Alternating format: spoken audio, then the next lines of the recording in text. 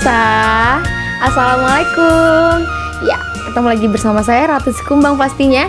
Dan sekarang Ratu lagi ada di rumah. Aduh, ya sebentar ya.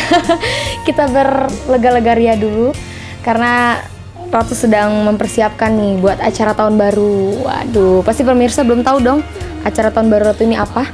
Acaranya itu setahun bersama Ratu Sikumbang.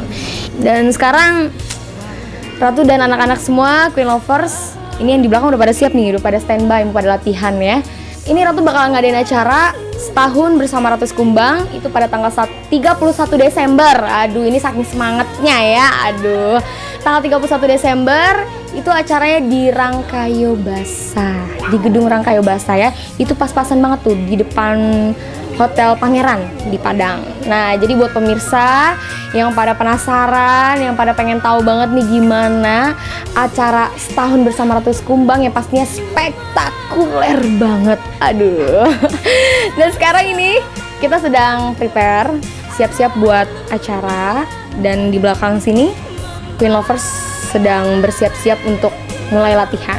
Jadi buat pemirsa yang pada penasaran, yang pada pengen tahu banget nih Ratu latihan, kita ikutin sekarang. Tapi sebelum Ratu mulai latihan, Ratu ganti baju dulu, oke?